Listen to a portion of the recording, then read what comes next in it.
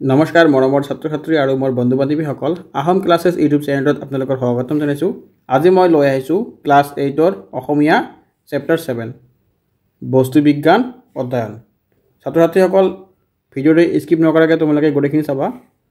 এই ভিডিঅ'টোৰ যোগেদি বস্তু বিজ্ঞান অধ্যয়ন নামৰ পাঠটিত থকা পাঠভিত্তিক গোটেইখিনি কুৱেশ্যন অতি সহজভাৱে তোমালোকৰ কাৰণে লৈ অনা হৈছে। তোমালোকে ভিডিঅ'টো স্কিপ নকৰাকৈ চাই থাকা। ক নম্বৰত দি আছে বিজ্ঞান শাস্ত্ৰ কিহৰ ভঁৰাল। ছাত্ৰ ছাত্ৰীসকল এইটো খুবেই ইম্পৰ্টেণ্ট কুৱেশ্যন 1 মাৰ্কৰ কাৰণে। বিজ্ঞান শাস্ত্ৰ কিহৰ ভঁৰাল? ইয়াৰ উত্তৰত দিয়া আছে বিজ্ঞান শাস্ত্ৰ জ্ঞানৰ ভঁৰাল। মানুহে বিজ্ঞান শাস্ত্ৰৰ ফলতেই জ্ঞান লাভ কৰি অদ্ভুত কাম কৰিব পাৰিছে। তাৰপিছত খ নম্বৰত দিয়া আছে বিজ্ঞানৰ বলত মানুহে কেনেধৰণৰ কাম কৰিবলৈ ধৰিছে। বিজ্ঞানৰ বলত মানুহে ৰেল, জাহাজ, টেলিগ্ৰাফ, ফটোগ্ৰাফ, টেলিফোন, গ্ৰামোফোন, অনুবীক্ষণ, দূৰবীক্ষণ, সম্প্ৰতি ওলোৱা বিমান, নানাবিধ ঔষধ আৰু নানা ৰকমৰ চিকিৎসা প্ৰণালী আদি উলিয়াব পাৰিছে।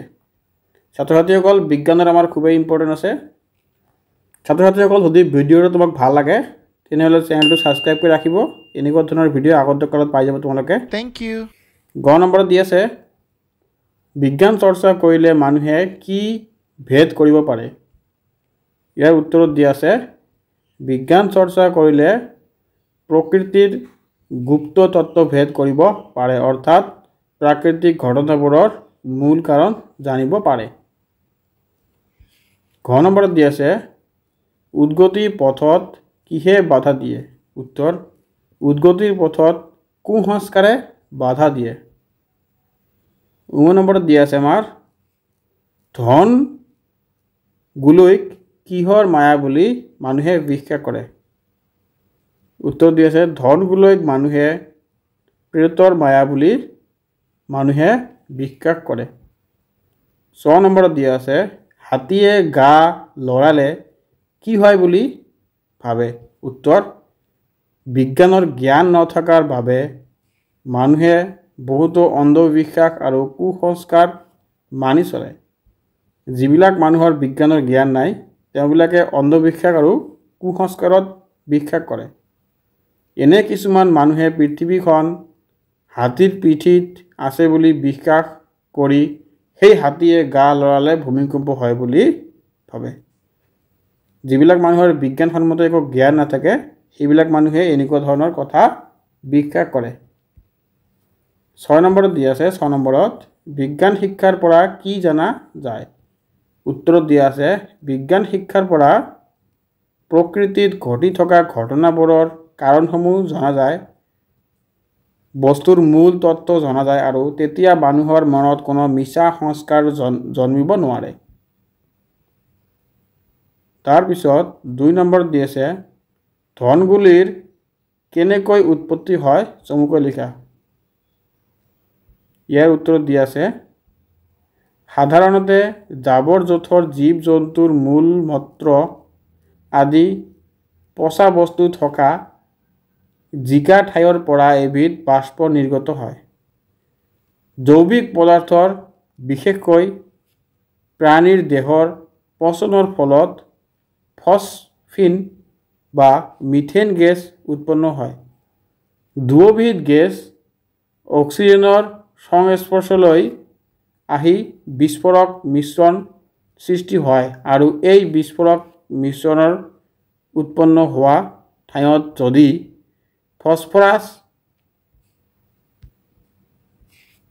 ফছফৰাছ ডাই অক্সাইড উৎপন্ন হৈ বায়ুৰ স্পৰ্শলৈ আহে তেতিয়া তৎক্ষণাত আপনা আপুনি জুই জ্বলি উঠে। এই জুই চাকি এটাৰ নিচিনা হৈ বতাহত কিছু সময়ৰ বাবে লৰচৰ কৰি ফুৰে। কোনো মানুহে বিশ্বাস কৰে যে এইবোৰ পুতি থোৱা ধন সোণৰ পৰা ওলোৱা জুই। ধনগুলি কোনো ঠাইত অধামূৰীয়া বা আধামুণ্ডি বুলি কোৱা হয়। ছাত্ৰ ছাত্ৰীসকল এইটো খুবেই ইম্পৰ্টেণ্ট, তোমালোকে জানি ল'বা। আমি যে সচৰাচৰ দেখা পাওঁ ক'ৰবাত জেগাত জুই জ্বলিছে অলপমান, আমি কওঁ এইটো ভূতৰ জুই। ছাত্ৰ ছাত্ৰীসকল এইটোতো ইয়াতে বুজাইছে, তোমালোকে এইটো কিহৰ জুই তোমালোকে চালে গম পাবা। কুৱেশ্যনটো পঢ়ি ল'বা, তোমালোকে তেতিয়া আৰু ভূতৰ জুই বুলি বিশেষ একো নকৰা। 3 নম্বৰ দি আছে প্ৰতিধ্বনি কেনেকৈ হয় চমুকৈ লিখা। উত্তৰত দি আছে আমাৰ, আমি বন্ধ ডাঙৰ খালী কোঠা এটাত চিঞৰিলে আমি কৰা শব্দটো শুনাৰ পিছ মুহূৰ্ততে আকৌ এবাৰ আমাৰ অনুৰূপ শব্দ এটা শুনিবলৈ পাওঁ। এয়াই হৈছে প্ৰতিধ্বনি। আমি কৰা শব্দটো বন্ধ কোঠাৰ বেৰৰ কঠিন অংশত খুন্দা খাই প্ৰতিফলিত হৈ আমাৰ ওচৰলৈ পুনৰ ঘূৰি আহে, তেনেদৰেই প্ৰতিধ্বনি সৃষ্টি হয়। ছাত্ৰ ছাত্ৰীসকল এইটো খুবেই ইম্পৰ্টেণ্ট 3 মাৰ্কৰ কাৰণে। আমি এটা কোঠাত যদি অকলে চিঞৰি থাকোঁ বন্ধ কোঠাত, তেনেহ'লে আমি বস্তুটো 2বাৰকৈ বা 3বাৰকৈ শুনা পাওঁ। এই কথা কি বুজাইছে তোমালোকে চাই ল'বা। 4 নম্বৰত দি আছে, কি কাৰণত বিজ্ঞান শাস্ত্ৰক জ্ঞানৰ ভঁৰাল বুলি কোৱা হয়। ইয়াত উত্তৰ দিয়া আছে, বিজ্ঞান শাস্ত্ৰৰ দ্বাৰাই প্ৰাকৃতিৰ ঘটনাবোৰৰ মূল কাৰণসমূহ জানিব পাৰি, নতুন বস্তু আৱিষ্কাৰ কৰিব পাৰি।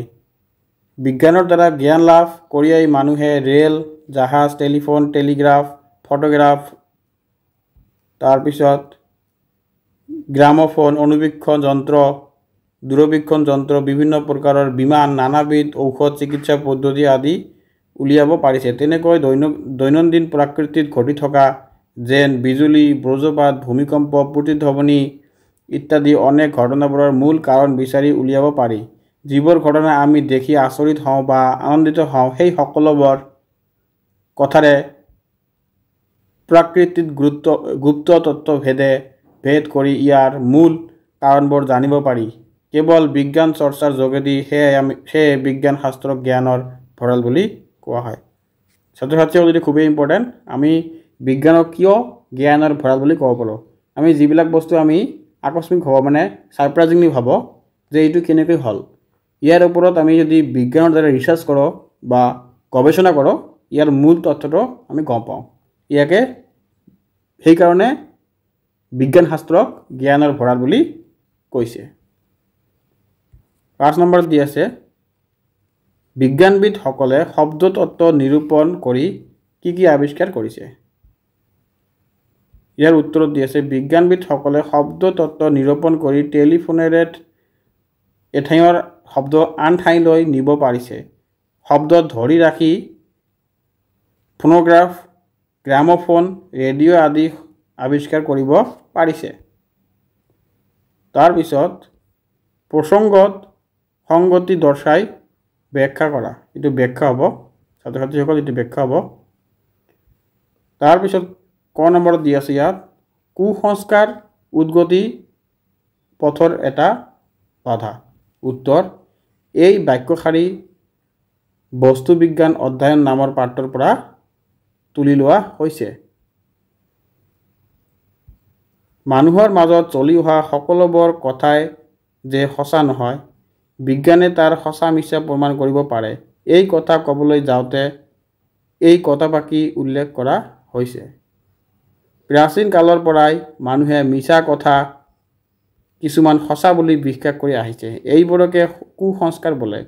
এনেধৰণৰ কুসংস্কাৰে জাতীয় উদ্গতিৰ পথ আৰু ব্যক্তিৰ কুসংস্কাৰে ব্যক্তিগত উদ্গতিৰ পথ বাধা দি আহিছে। এই কুসংস্কাৰবোৰ আঁতৰাবলৈ বিজ্ঞানে বৰ্তমান আহৰৰ চেষ্টা কৰি আহিছে। কাৰণ বিজ্ঞানে কুসংস্কাৰ নিৰূপণ কৰি মানুহৰ ডাঙৰ উপকাৰ সাধন কৰে। তাৰপিছত আমাৰ খ নম্বৰত দি আছে, বিজ্ঞান শাস্ত্ৰ জ্ঞানৰ ভঁৰাল।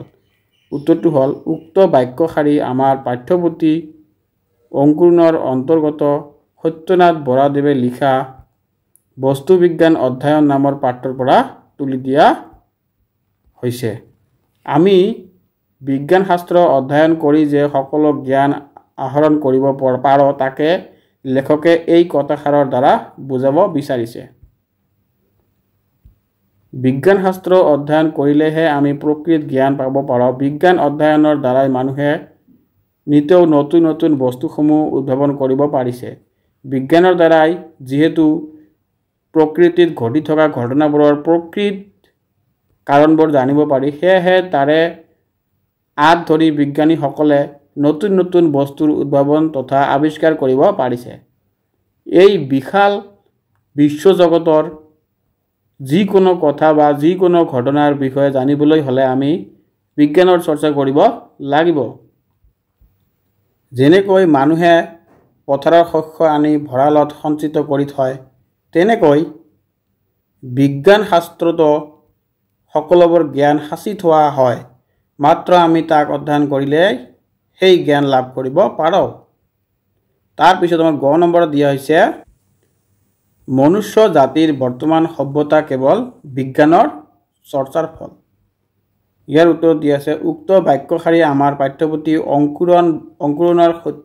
অংকুৰণৰ সত্যনাথ বৰাদেৱে লিখা বস্তু বিজ্ঞান অধ্যয়ন নামৰ পাঠৰ পৰা উদ্ভৱ কৰা হৈছে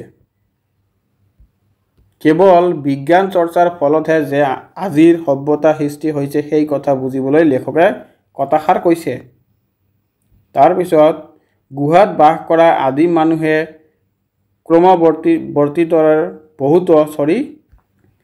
ক্ৰমবিৱৰ্তনৰ বহুতো স্তৰ পাৰ হৈ আজিৰ অৱস্থাত উপনীত হৈছেহি যেতিয়া তেওঁলোকে বিজ্ঞানৰ প্ৰথমটো খাপত ভৰি দিলে তেতিয়াৰ পৰাই মানুহে উত্তৰণৰ পথ ভৰি দিলে যেতিয়াৰ পৰা মানুহে বিজ্ঞানৰ জৰিয়তে বিভিন্ন প্ৰাকৃতিক ঘটনাবোৰৰ আঁৰত থকা তত্ত্ববোৰ কাৰণবোৰ জানিব পাৰিলে তেতিয়াৰ পৰা বিজ্ঞানীসকলে নতুন নতুন বস্তুৰ আৱিষ্কাৰ তথা উদ্ভাৱন কৰিলে আজিৰ মানুহৰ জীৱন প্ৰতিটো খোজতে বিজ্ঞানৰ এই অৱদানসমূহ প্ৰয়োগ অপৰিহাৰ্য সেয়া চিকিৎসা বিভাগ প্ৰতিৰক্ষা বিভাগ শিক্ষা সংস্কৃতি বিভাগ যাতায়াত পৰিবহণ ব্যৱস্থা কৃষি শিল্প দৈনন্দিন ব্যৱহাৰ কৰা সামগ্ৰীকে ধৰি সকলোবোৰতে বিজ্ঞানে আগবঢ়োৱা আৱিষ্কাৰসমূহৰ প্ৰয়োগ হয় গতিকে লেখকে কোৱাৰ দৰে সমগ্ৰ মনুষ্য আজিৰ বৰ্তমানৰ সভ্যতাটোৱেই বিজ্ঞান চৰ্চাৰ ফল ঘ নম্বৰত দিয়া আছে সকলোৰে কিঞ্চিত কিঞ্চিতেহে এটাৰ সমুচিত উত্তৰত দি আছে উক্ত বাক্যশাৰী আমাৰ পাঠ্যপুথি অংকুৰৰ অন্তৰ্গত সত্যনাথ বৰাদেৱে লিখা বস্তু বিজ্ঞান অধ্যয়ন নামৰ পাঠৰ পৰা তুলি দিয়া হৈছে বিজ্ঞানৰ যে অনেক বিভাগ আছে আৰু আমাৰ সেই সকলোবোৰৰ সামান্য হলেও যে জ্ঞান থকা উচিত এই কথাষাৰ বুজাবলৈ উক্ত বাক্যশাৰী উল্লেখ কৰা হৈছে বিজ্ঞান শাস্ত্ৰৰ পৰিসৰ অতি বহল ইয়াক অধ্যয়ন কৰিবৰ বাবে বিভিন্ন বিভাগত বিভক্ত কৰি লোৱা হৈছে যেনে পদাৰ্থ বিজ্ঞান ৰাসায়নিক বিজ্ঞান আৰু জ্যোতিৰ্বিজ্ঞান উদ্ভিদ বিজ্ঞান জীৱ বিজ্ঞান ইত্যাদি বিজ্ঞানৰ ইমানবোৰ বিভাগৰ বিষয়ে সম্পূৰ্ণ জ্ঞান লাভ কৰা কোনো এজন মানুহৰ বাবে সহজ নহয় আগৰ বিজ্ঞানবিদ পণ্ডিতসকলৰ একোজনে একোটা বিষয়ৰ বিজ্ঞানহে চৰ্চা কৰিছিল সেয়েহে মানুহে ইয়াৰে এবিধ বা দুবিধ শাখাৰহে চৰ্চা কৰি তাক সম্পূৰ্ণ আয়ত্ত কৰিবলৈ চেষ্টা কৰা উচিত কিন্তু এটা বিষয়ৰ সম্পূৰ্ণ জ্ঞান লাভ কৰিবলৈ হলে সকলো বিষয়ৰে অলপ জ্ঞান থাকিব লাগিব এই কথাষাৰকে লেখকে ইয়াত বুজাব বিচাৰিছে তাৰ ভিতৰত ৭ নম্বৰত দিছে বহলাই লিখা ৭ নম্বৰ ক আছে পাঠৰ আলমত কুসংস্কাৰৰ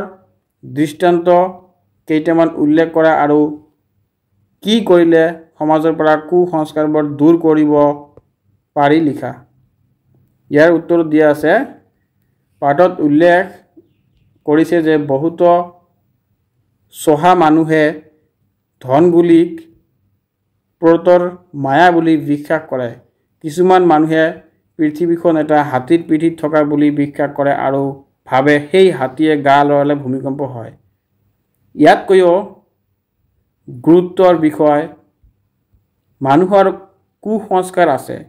ইয়াৰে এটা দৃষ্টান্ত হ'ল আগৰ দিনৰ কিছুমানৰ মাজত থকা সতীদাহ প্ৰথা কুপ্ৰথা। বিজ্ঞান শিক্ষা লাভ কৰিলে সমাজৰ পৰা এই কুসংস্কাৰবোৰ দূৰ কৰিব পাৰি। বিজ্ঞানে মানুহৰ মনত জ্ঞান জন্মায় আৰু ইয়াৰ দ্বাৰা সঁচা মিছা ভাল বেয়া ন্যায় অন্যায় বুজিব পাৰি। খ নম্বৰ দিয়া আছে বিজ্ঞান শাস্ত্ৰ অধ্যয়নৰ এটা ঘাই বিষয়ক যুক্তিৰে তোমাৰ মতামত দাঙি ধৰা। ইয়াৰ উত্তৰত দিয়া আছে বিজ্ঞান শাস্ত্ৰ অধ্যয়নৰ এটা ঘাই বিষয় এই কাৰণেই যে ইয়াক অধ্যয়ন কৰিলে প্ৰকৃতিৰ গুপ্ত তত্ত্ব ভেদ কৰিব পাৰি, অৰ্থাৎ প্ৰাকৃতিক ঘটনাবোৰৰ মূল কাৰণ জানিব পাৰি। 8 নম্বৰত দিয়া আছে আমাৰ তলৰ শব্দবোৰৰ প্ৰত্যয় ভাঙি দেখুওৱা। ইয়াতে কিছুমান শব্দ দিয়া আছে সেইবিলাকৰ আমাৰ প্ৰত্যয় ভাঙি দেখুৱাবলৈ কৈছে। ৰোৱনী ৰো প্লাছ অনি ৰোৱনী, ৰো যোগ অনি ৰোৱনী। ৰান্ধনী ৰান্ধ যোগ অনি ৰান্ধনী। নৱৰীয়া না যোগ অৰিয়া নৱৰীয়া। মৰমীয়াল মৰম যোগ ইয়াল মৰমীয়াল। পনীয়া পানী যোগ আহ পানীয়া। জোনালী জোন যোগ আলি জোনালী। দয়ালু দয়া যোগ আলু দয়ালু। ধৰুৱা ধাৰ যোগ উৱা ধৰুৱা। ছাত্ৰ ছাত্ৰীসকল ভিডিঅ'টো ইয়াতে শেষ কৰিলোঁ। তোমালোক যদি ভিডিঅ'টো ভাল লাগিছে চেনেলটো ছাবস্ক্ৰাইব কৰি ৰাখিবা। ধন্যবাদ।